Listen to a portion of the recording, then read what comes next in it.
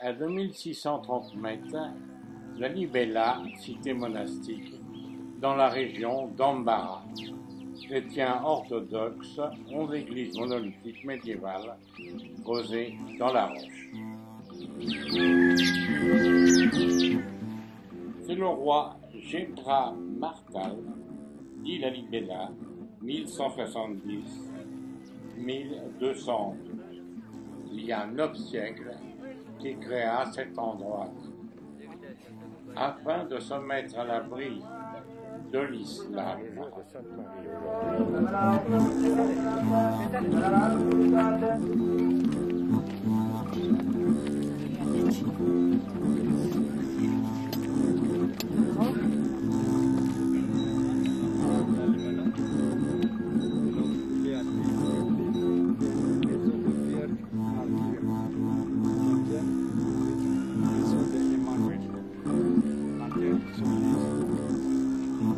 L'église est vraiment taillée dans la roche.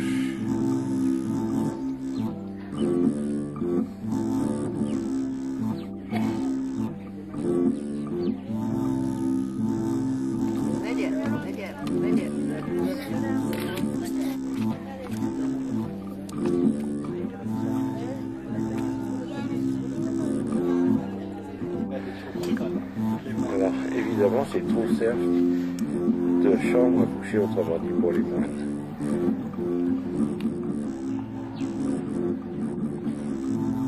Un jeune moine à l'intérieur de sa case. Là vous avez la perspective de la hauteur, le baptistère. L'église Beth Medan Alem.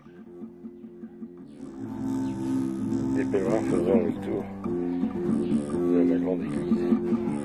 Avant de rentrer dans l'église, il faut se déchausser.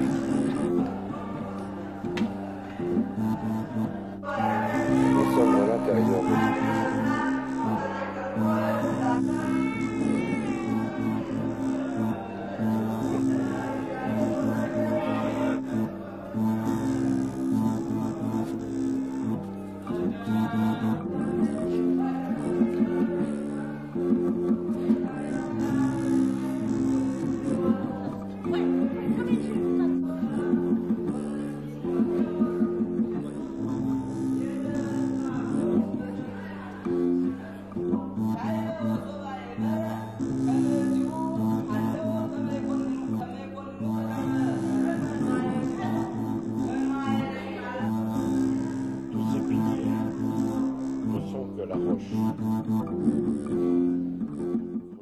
Comme vous pouvez en juger, toutes les églises communiquent par des souterrains.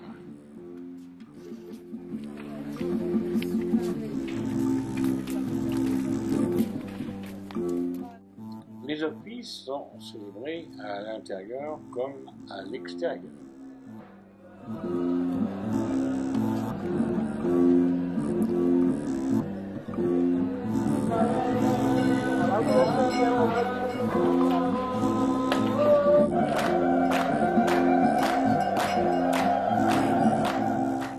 L'on pourrait dire que cet évêque vient donner sa bénédiction à tout l'ensemble des pèlerins.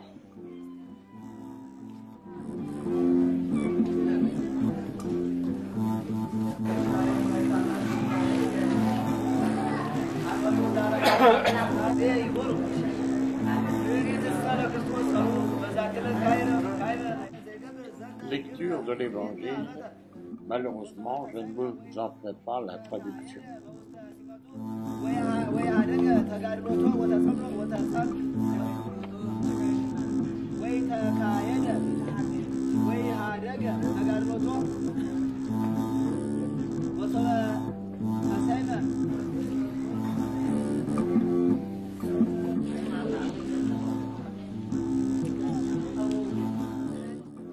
Ayant eu accès à une nouvelle église, toujours par le souterrain, nous assistons à ce qu'un prêtre peut donner sa bénédiction sur tout le corps d'une personne avec l'application de la croix, de la libella.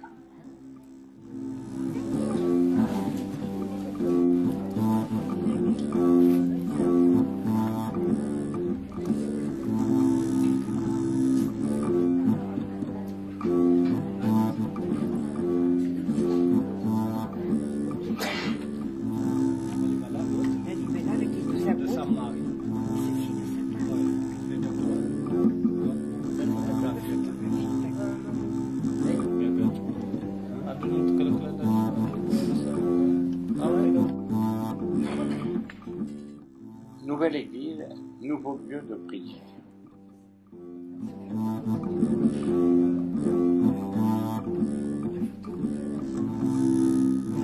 L'intérieur de la maison de l'église de la Croix.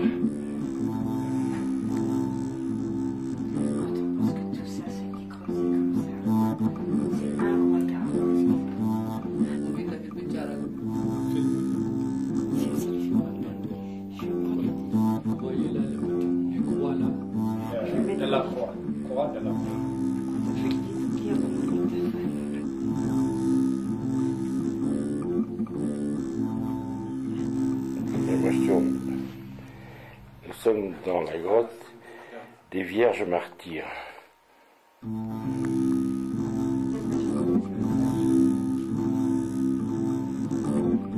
Et voilà, il faut passer par des tunnels, des escaliers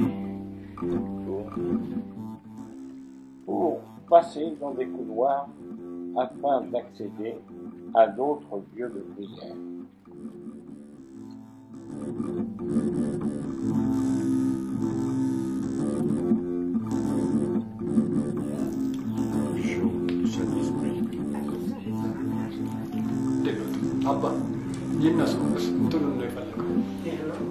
Nous sommes au tombeau de la Libella. La rectification, ce sont les apôtres. 12e siècle. 12e siècle. À s'y croire, on se croirait dans les travaux de Lyon.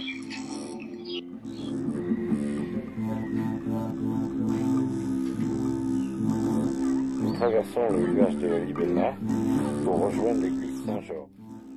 Maison au toit de chaume.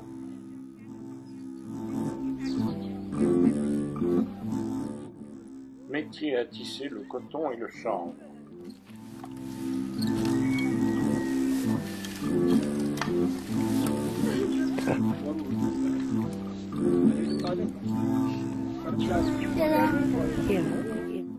Bien connu, nous arrivons à l'église Saint-Georges.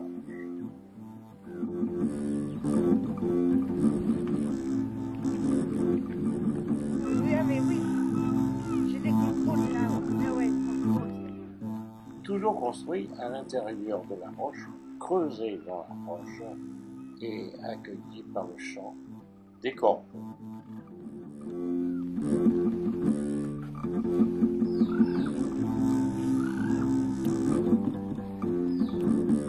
Le baptistère.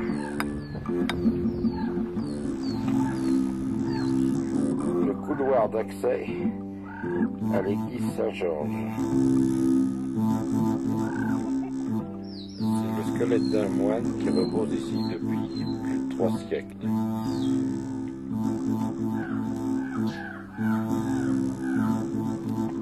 Devant nous, à la partie basse, un autre baptistère.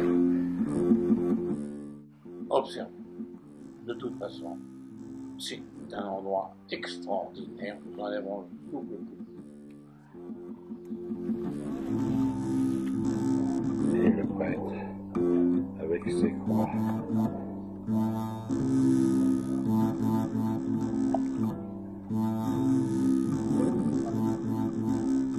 L'église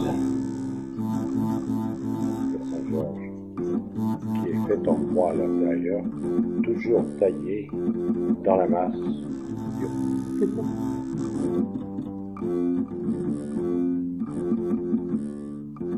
Pour dire, nous n'avons que l'unique porte qui va nous emmener vers ce corridor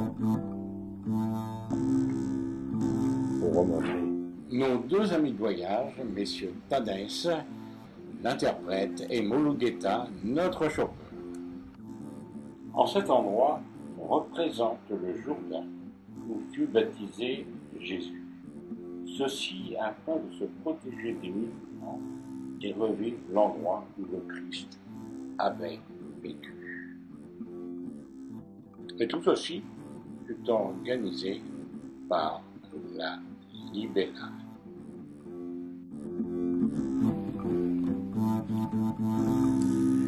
Là commence la source du Jourdain quand il y a un trop plein d'eau en bas de l'église Saint-Gabriel. Ici serait un peu le mur miracle. Si vous avez été bon, les murs s'écartent et vous laissent le passage.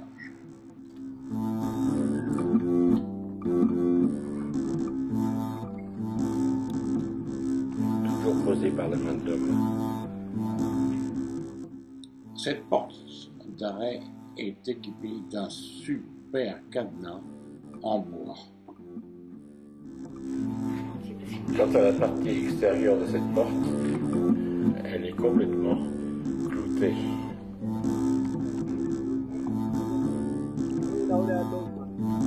Et c'est toujours au travers des pétales. Ça va d'une église se rend d'une église à l'autre.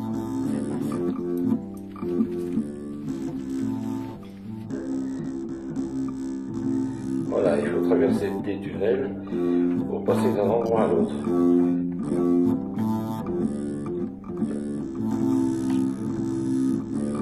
Taillé dans la roche. L'église Emmanuel qui représente la Trinité.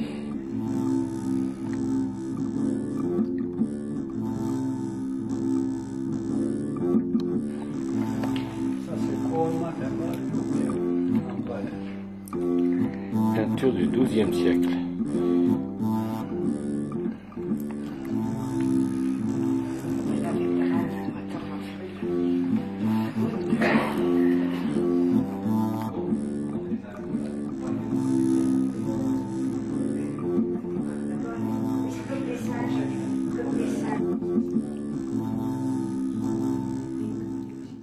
En cet endroit, les croix de la Libella sont un peu comme la main de Dieu.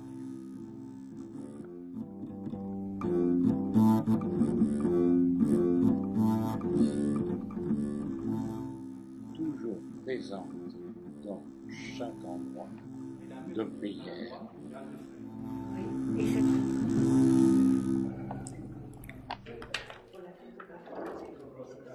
Toujours le livre de Vincent Pucci, écrit avec de la terre, XIVe siècle. Saint-Gabriel, peinture très ancienne, qu'à l'époque ignorait. Le petit village de la Libella pour sortir, mais bien sûr, c'est derrière ces énormes montagnes rocheuses que se cachait la vraie la Libella. Nous finirons cette visite dans le plaisir et la joie du chant et des danses de ces jeunes enfants.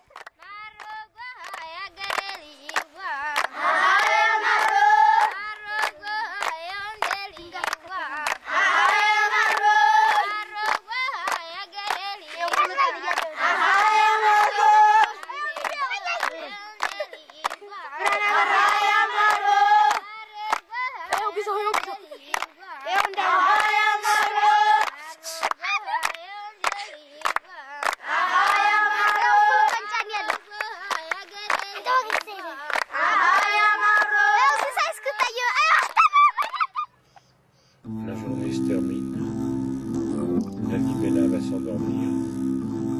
Eh bien, au revoir. Surtout n'oubliez pas la suite de notre visite en Éthiopie.